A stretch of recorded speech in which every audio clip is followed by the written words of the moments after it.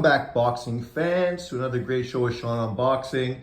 So the hate for Canelo Alvarez never ends. And this is a little hypocritical, but that's what we come to know and love about American YouTube contributors to boxing. That they are the biggest hypocrites in boxing.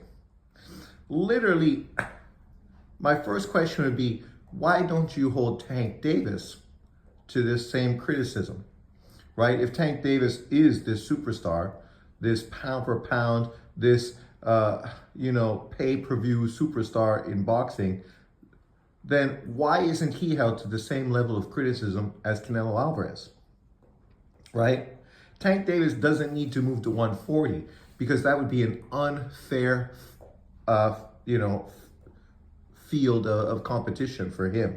So it's okay if he pulls guys up from 130.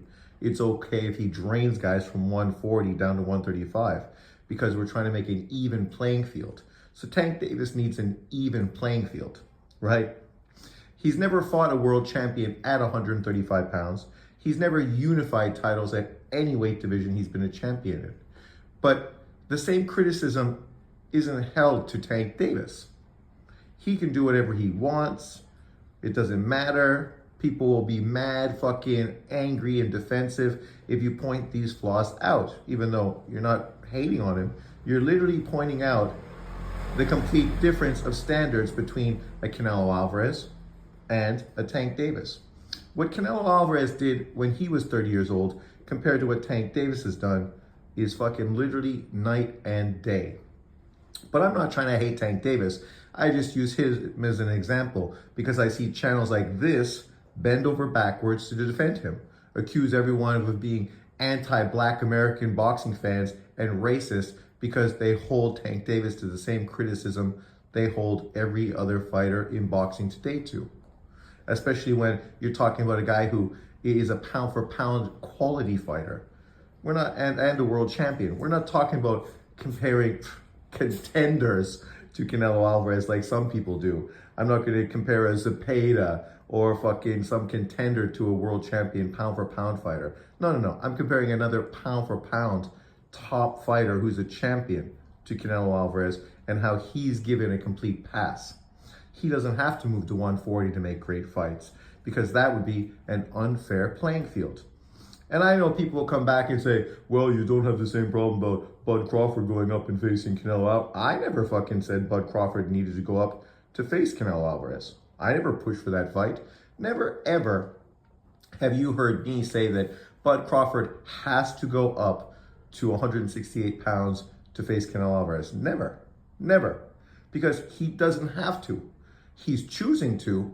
He wants to. Because that is by and far the biggest payday of his career. And I understand the financial motivation behind it.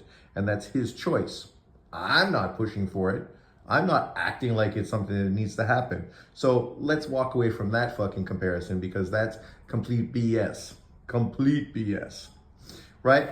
But let's go back to Canelo Alvarez, the man who consistently is under criticism. And the irony is channels that consistently, not all, but a lot of them who consistently hate on Canelo Alvarez tend to be channels that are Black Americans who support Black American boxers and complain about how Black American fighters are racially hated by non-Black Americans. Yet these same channels consistently, if you go look at their content, do what? Consistently hate on non-Black American fighters. They're not even talking about Black American fighters, boosting up their accolades, talking about the big fights they're in, hyping them up, doing what you should do if you support a fighter. What they're doing is spending 90% of their time bashing and shitting on non-Black fighters. But yet they point fingers at everybody else, specifically people who don't do what they're doing, right?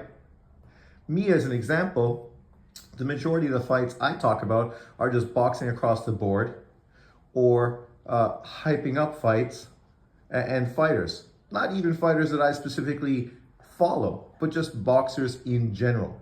Fighters from the States, from Japan, from Mexico, from Europe, from UK, because I'm a boxing fan. The amount of videos I make specifically hating on fighters is very, very, very marginal. When I point out Tank Davis hasn't done this, it's not hate.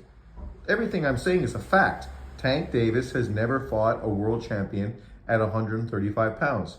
Tank Davis is a two-weight world champion. Tank Davis has never unified in his whole career. Tank Davis has never fought a pound-for-pound quality fighter. This is not hate. That's fucking fact. Nobody can tell me that, give me an example where I'm wrong in any statement I just made, right? So this is not like these hate channels. I'm literally pointing out facts and using this to point out the blatant double standard from some fans. And generally, that's what my videos talk about. Not the boxers and hating on the boxers, but these fanboy channels that consistently lie, manipulate, and twist the truth. Whether you want to talk about JB, Ego, Dante, the LDBC, the same old fucking players. Everybody knows who they are, and everybody knows what they do, Fannin and the rest of them. So, in this image you can see here, this is who Canelo Alvarez should be fighting. Well, I mean, Canelo Alvarez just signed to fight fucking Bud Crawford. You know, the boxing world is super excited because literally this is seen as the biggest fight in boxing, this is what Dante said, since Floyd Mayweather, Manny Pacquiao. Dante said that, right? We saw Tim Bradley all over this fight, pushing hard, talking about how Bud Crawford is going to beat Canelo Alvarez. So really everyone is now behind that Canelo Alvarez-Bud Crawford fight. Whether you think it's fair or an even playing field or not, that's nothing to do with it. The point is Canelo's not chasing after Bud Crawford. He's never was, he isn't, he wasn't, right? So you can't defend Errol Spence for fighting Mikey Garcia, but yet criticize Canelo Alvarez for fighting Bud Crawford, because it's the same fucking scenario. Just like you shouldn't have been shitting on Lomachenko for fighting Rigo, because it was the same scenario. He didn't chase after Rigo. Spence didn't chase after Mikey, even though his promotional company did. And Canelo definitely did not chase Canelo. Literally pressure from the boxing world, from Saudi Arabia, made this fight happen because of the amount of money they're willing to pay him.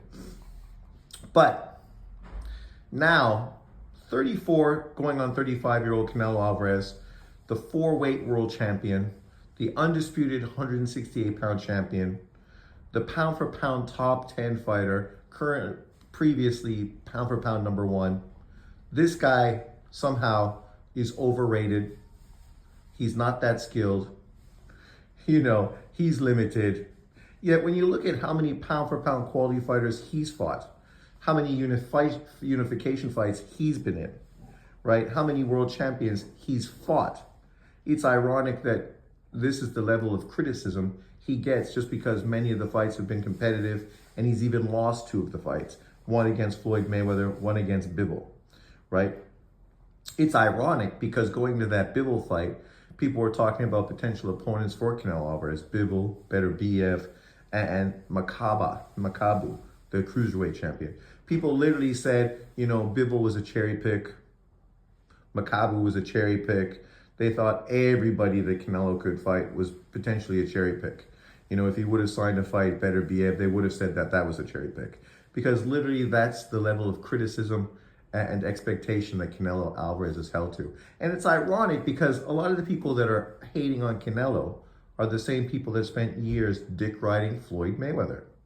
And were critical of boxing fans for having these overly high expectations of what Floyd Mayweather should do at that point of his career.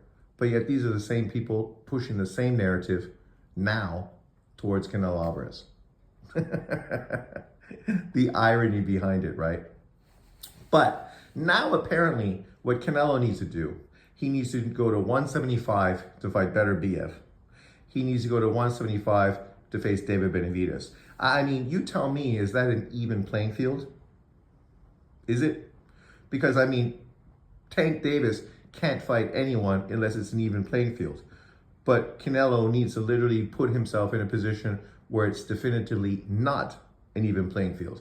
He needs to move to 175 to fight two guys that are way bigger than him.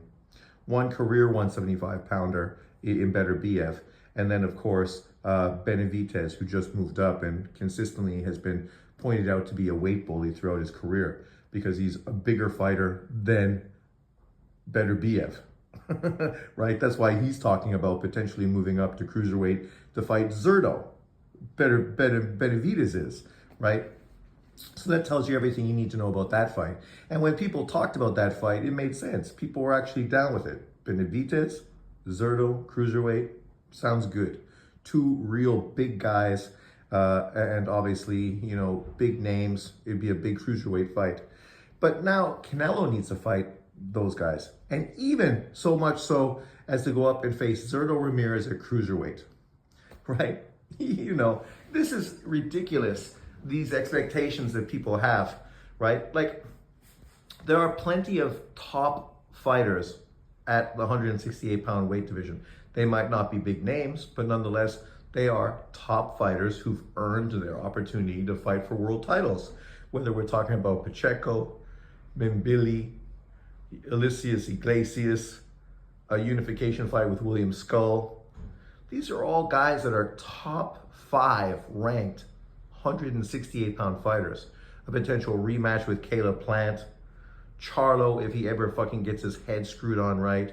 These are all viable fights for Canelo Alvarez at 168, the weight class that he fucking is currently at, right? This is nothing different than people are asking Tank Davis to do. Tank Davis is being asked to fight fighters at 135 pounds, whether that is a Muratalla, a Zepeda, a Loma, a Shakur, or a Keyshawn Davis. The difference is that Canelo Alvarez already cleared out the 168-pound division, unlike Tank Davis, who hasn't fought one top-level fighter at the weight. The best fighter you could say he fought was potentially Frank Martin, but yet Frank Martin had never beaten a top 10 135-pound fighter, right?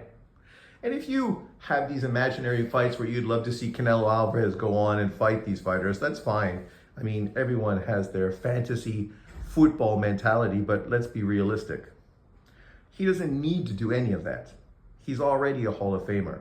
Some people put him in the conversation for the best Mexican fighter in the history of boxing, right? So it's irrelevant of what Americans have to say. Canelo's legacy in Mexico is more than solidified. He's going to be a Hall of Famer without a doubt. No matter how much you hate him, all of that's going to amount to nothing. He's one of the richest boxers in boxing history, right? So he just laughs at your narrative because it's all fucking hate and jealousy. And that's what this comes down to, hate and jealousy. Because the fighters you support, unfortunately, aren't as successful as he is. They haven't accomplished as much as he has. They haven't earned as much as he has. They're not as fucking popular as he is. And that must be hard to digest, especially when you're one of those channels that only pushes racial politics in your videos. But the irony with those 3 opponents that were pointed out today is, how come they aren't pushing for Benavidez to fight Beterbiev for undisputed at light heavyweight? I mean, if Canelo needed to fight Benavidez, a man who lost his title, no different than MJ losing his title and not getting a fight with a Nui, it's the same, right? They had the chance to get the fight. Unfortunately, they fucking lost their belt and they were no longer in the running. Why doesn't he fight Beterbiev? That would be a huge fight. Beterbiev, if he does beat Bivol in the rematch, is an undisputed light heavyweight fighter. He faces Benavidez if he beats Morrell. That fight is huge, huge. It is easily the biggest fight in light heavyweight boxing history. Well, modern history. And a fight that boxing fans will be all over, especially if you're a big supporter of David Benavidez. And if David Benavidez is able to really beat Morrell in a spectacular fashion, then people are going to be super hyped to see him fight for undisputed. And let me tell you, if he beats Beterbiev for undisputed light heavyweight title, don't be surprised if Canelo Alvarez does move up to 175 to take on that opponent. Because now the chips are on the table and they make a lot of sense. To fight for undisputed at 175 pounds, that's the kind of motivation Canelo Alvarez could really get behind. And then you look at Better BF as a potential opponent. I mean, if Canelo Alvarez fights him, he's not going to get a lot of credit for it because people are going to say the dude is 41 years old. He was old. He was past his prime, right? Even though in his 2 fights prior to a Canelo Alvarez fight, he would have been beating Bivol, a guy who literally beat Canelo Alvarez.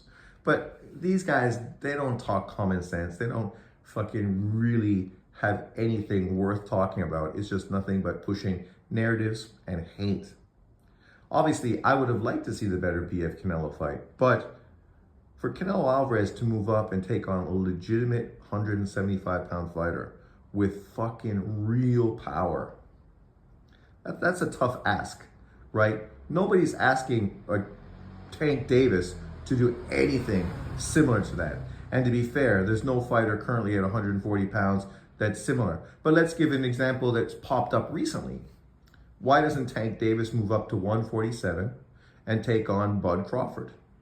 That would be a huge fight. Many people have talked about how that's a fight they would prefer to see. A Tank Davis-Terence Crawford fight at 147. They would prefer that fight to Crawford versus Canelo Alvarez at 168. And in truth, it makes sense. For Tank Davis, it would only be his 4th weight division. Obviously, we know Crawford already moved through 4 weight divisions. Canelo Alvarez already moved through 4 weight divisions. Anui already moved through 5 weight divisions, right? So for Tank Davis to move into his 4th weight division to face Crawford, a fighter that he's been shitting all over, criticizing and downplaying and demeaning, there's a lot of fucking hype behind that fight. That's a real fight people would be excited about. But of course people won't push for that because they're afraid for Tank Davis. They know Tank Davis would lose. They don't think he's that great because they're not willing to put him into the situation where he would do what other great fighters are doing, right? So what do? They duck and dodge it. Even Lomachenko legitimately moved through 3 weight divisions and fought all the best fighters at his 3rd weight division. Tank Davis had 1 fight in his 3rd weight division against a mediocre fucking champion that had a WBA regular title and then has refused to move to that division ever again. Why? Because he might actually get challenged. He might actually fight somebody. He might be fighting on an unfair playing field. Just like everyone I mentioned who already went up 4 weight divisions. Right? And I'm not pushing for the fight, but that fight makes sense. That's a fight that is similar to you asking Canelo Alvarez to go up to face Better BF at 175 pounds, right? Go face Bud Crawford at 147.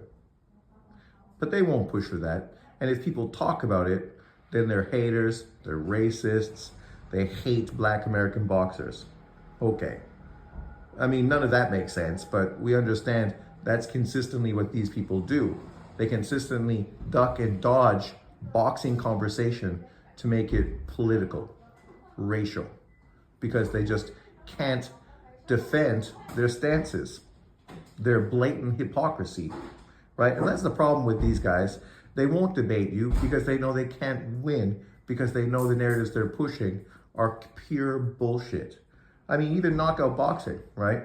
Like, could he defend that? No, of course not. He will try his best to dodge it, make excuses, and talk about how nobody wants to fight Tank Davis and blah-de-blah, blah-de-blah. But the truth comes down to it. History shows you exactly what Tank Davis and his team have always been about. And it blows up any defense. Any defense. So, and then let's think about the Zurdo fight. So, Canelo needs to go up to cruiserweight, his 5th weight division. Yet the difference between cruiserweight and light heavyweight is a 25-pound jump in weight. Like, that is the biggest jump in boxing from one weight to another. And to already move up 4 weight divisions to now jump to your 5th, where you have to literally go up 25 pounds. So him trying to put a weight clause stipulation on Badu Jack, a guy who started his career at 168, or a Makabu, That was unfair. But it's not unfair for him to jump up 25 pounds to his fifth weight division. Think about where he really started his weight. I think, to be fair, Canelo started at 140 pounds. He was a kid, but 140. To go to 200 pounds, that's a 60-pound weight jump.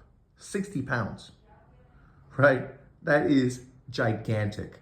More than 99.9% of boxers will ever do in their careers.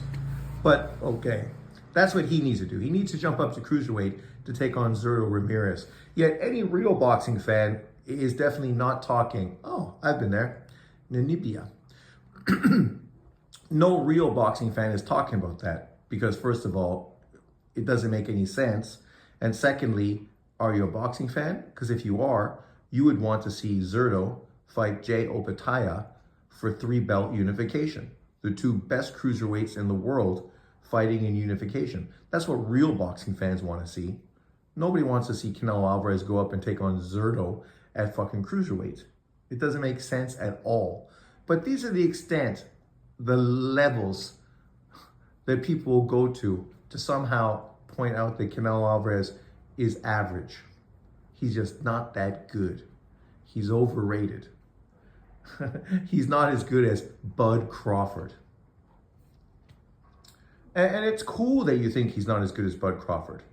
But at the end of the day, what he's accomplished compared to what Bud Crawford accomplished is more significant.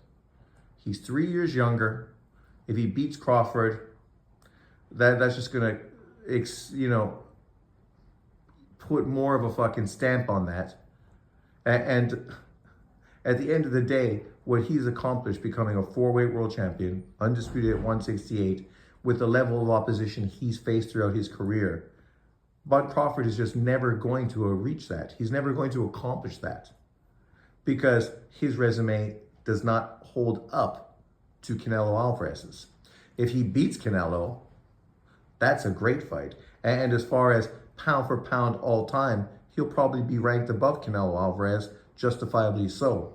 But his resume is still not going to measure up to Canelo Alvarez's.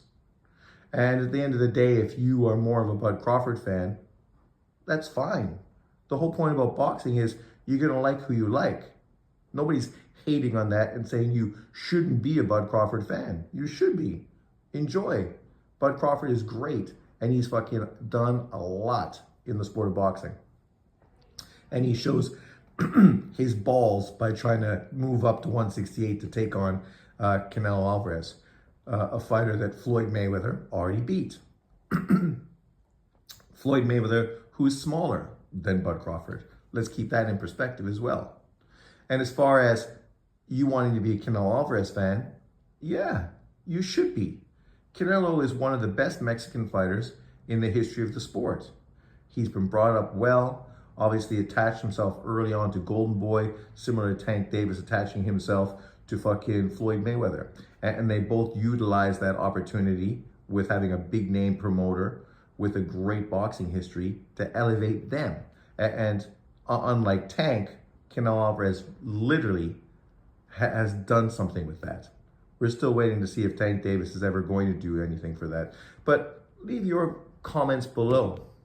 How significant or important do you think it is for Canelo Alvarez to go up to 175 and face Beterbiev and Benavidez, and then to go up to cruiserweight to take on Zurdo Ramirez, who most likely is going to get beat by Jay Opataya sometime in 2025.